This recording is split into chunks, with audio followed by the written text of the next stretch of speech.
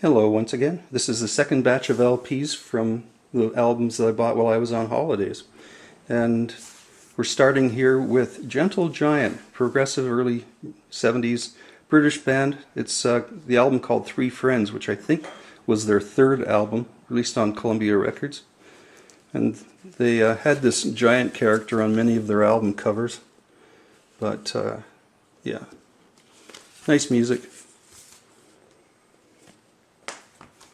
This is another Gentle Giant album. It's called Giant for a Day. It says, cut along the dotted line, affix elastic to mask, put on your mask and you can be a giant for the day.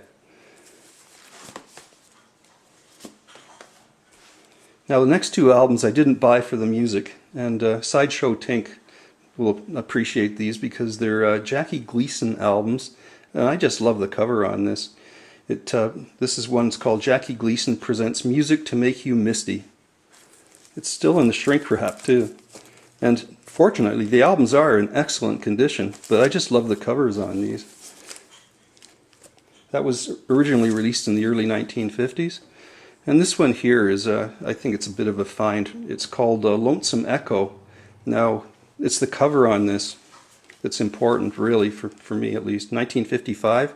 The cover was created by Salvador Dali, the artist.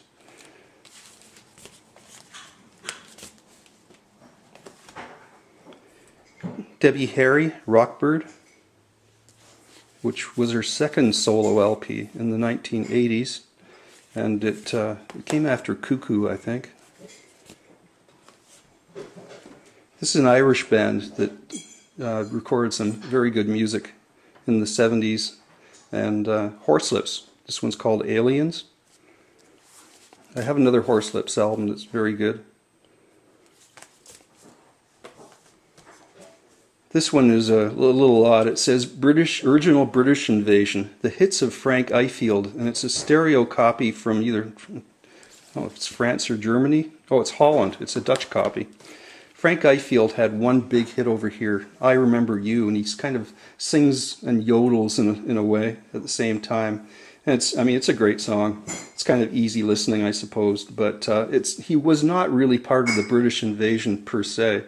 He predated the British invasion in North America, at least. And it has some of his other hits, which were not hits here, but maybe they were over there. This is a power pop album from the 1980s. Tommy Keene, Songs from the Film, and it's considered to be one of the better power pop albums released in the 1980s.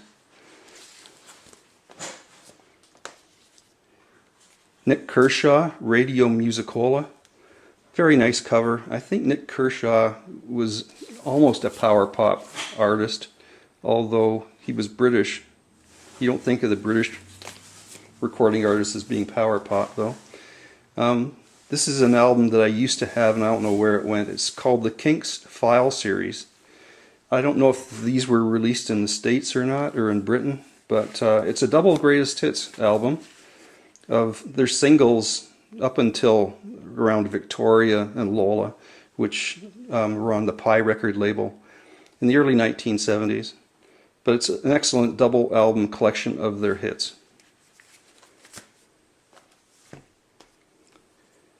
Ramsey Lewis, Mother Nature's Son. Now Ramsey Lewis was kind of a jazz keyboard player, primarily very popular in the 60s and 70s. He had the hit recording of The In Crowd. This album is a cover of Beatles tunes circa the White Album, 1968. That's why it's called Mother Nature's Son. And I have a greatest hits album by Ramsey Lewis that contains a few of these songs, or a couple of these songs, and they're really well done. It's one of the better albums of Beatle covers that I've ever heard. It's just exceptional music. The orchestration against the jazz style piano really works on this album, so I was very surprised to find this and very happy to find this. Nick Lowe, The Abominable Snowman. I'm a big fan of Nick Lowe and Dave Edmunds and Rockpile and that kind of stuff. And this was the last vinyl LP from the 80s of Nick Lowe's that I didn't have, so I was happy to find this to complete my Nick Lowe collection. Harvey Mandel, the Snake. Now Harvey Mandel was guitar player, except and he's still around playing. He was a member of Canned Heat for a period of time in the early 1970s, and he released several solo LPs that are highly regarded. I have a couple that are excellent. And there's Harvey. You don't find these around very often. And this is an album that came after The Snake. It's called Shangarine, like a hand grenade, or Shangrenade, sorry. Not, there's like a hand grenade. Nice cover though.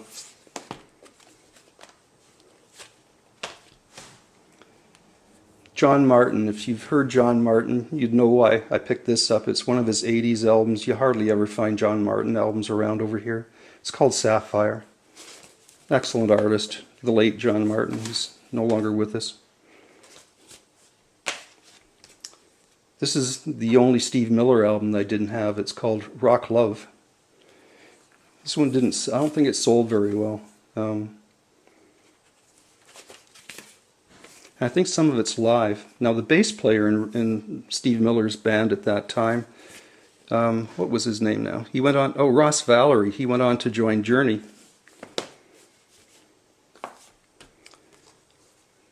This album you don't see very often. It's Nazareth, and it's called Snaz Houseful. And this is a double live album, and it's a much better album than I was expecting. It's just got some excellent stuff on it. Very, very good Nazareth. And I wasn't a huge fan of Nazareth back in the 70s and stuff, but this is a really good album.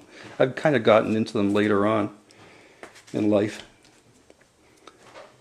Here's some really good prog rock. It's Nektar, which is kind of a German-British band that had some success in the 1970s. It's called Down to Earth. I was very happy to find this one.